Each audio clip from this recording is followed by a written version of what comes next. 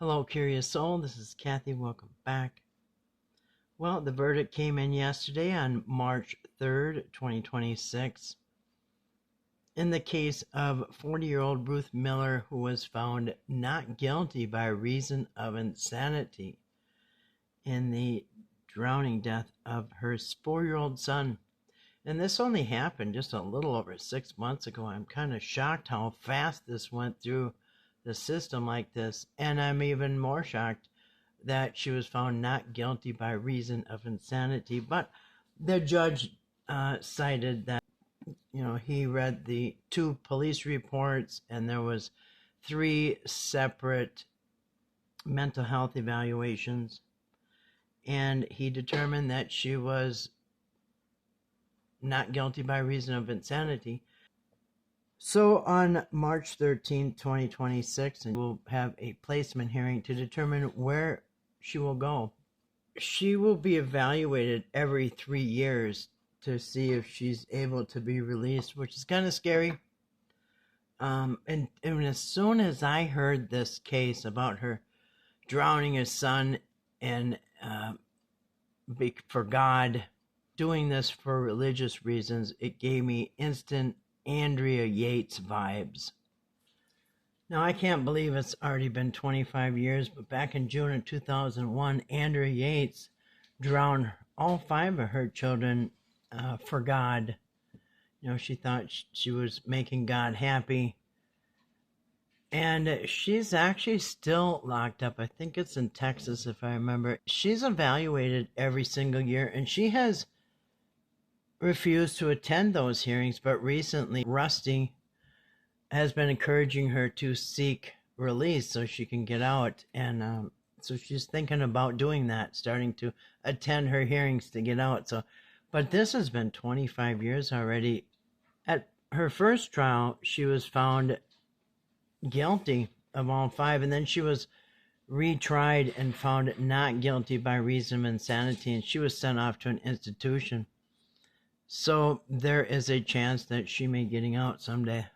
And as we all know, Texas has the death penalty, so she really dodged a bullet there for 5 lives she took.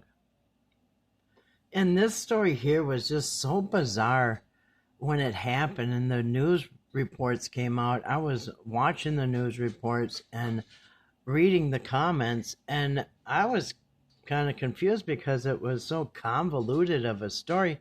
And even the people in the comment section were saying, well, what did we just listen to? This story makes no sense.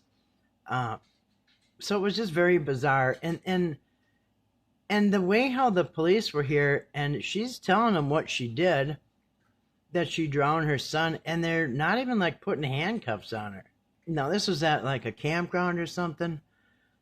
But you think you'd have like zip ties or something. But anyway, so the son's there holding on to her. And the whole thing was just really bizarre from the beginning. And as she's telling the authorities around her, she's telling them the story of what she did, and they're not grabbing her, they're not handcuffing her. Just very bizarre. But like I said, the story was kind of confusing. But the story goes that 40-year-old Ruth Miller and her husband, Marcus Miller, age 45, decided to take their family on a getaway. Okay, so they live in Ohio. They decided to go on a getaway, and they drive an RV 80 miles away. Now, I don't know who drove the RV because Amish people don't drive.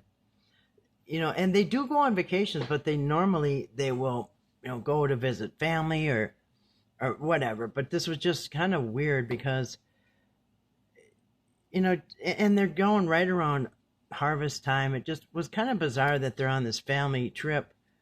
But so they're in an RV, and I don't know who drove it, but they end up at this campground 80 miles from home, and it's at Atwood Lake in Ohio.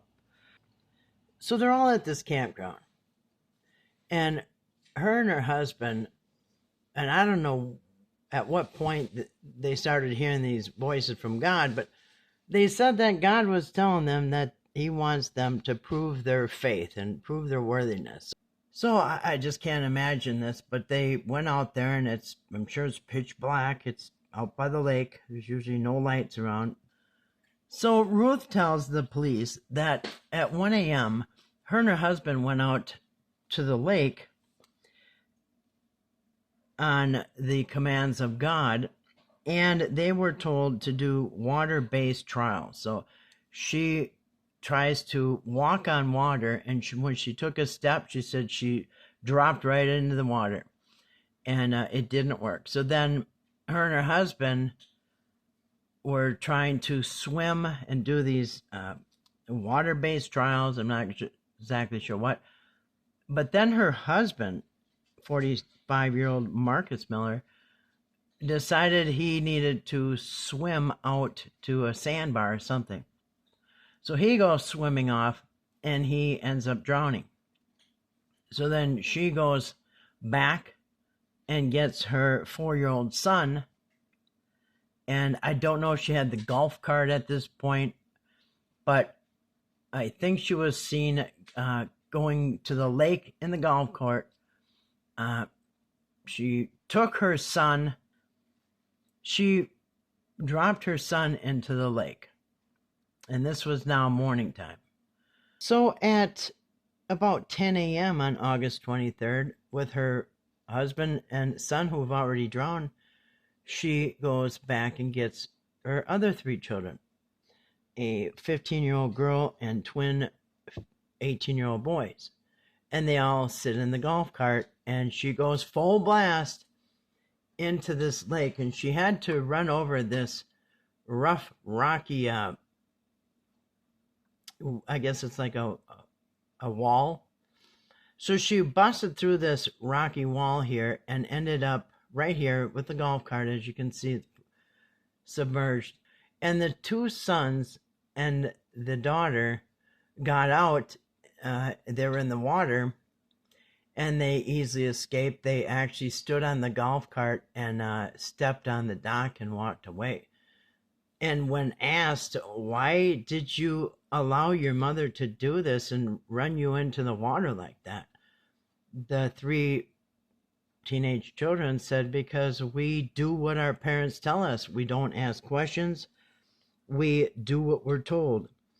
And whatever they say to do, we do it. And so they sat there as the cart went into the water. So initially, the police were called because of the golf cart going into the water. And when they showed up, they started asking questions.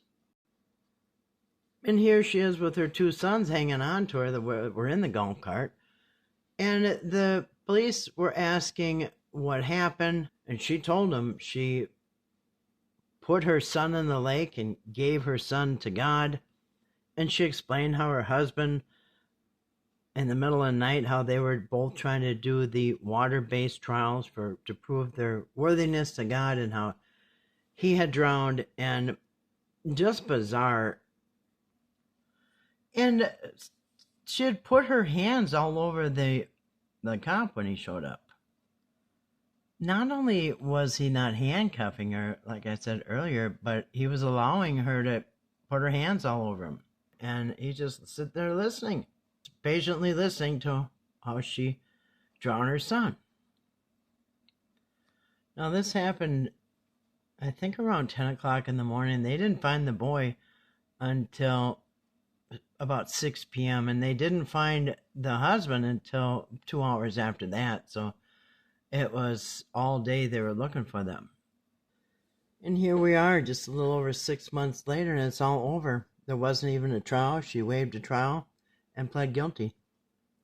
And so her family and her church have made statements saying that this is not part of their belief system, that she is got mental problems, and they don't agree with anything that she did. So they're not backing her up on this.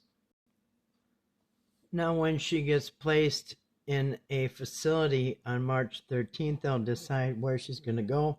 Her defense attorney is hoping that she can be reunited with her family someday, I guess, or what's left of them.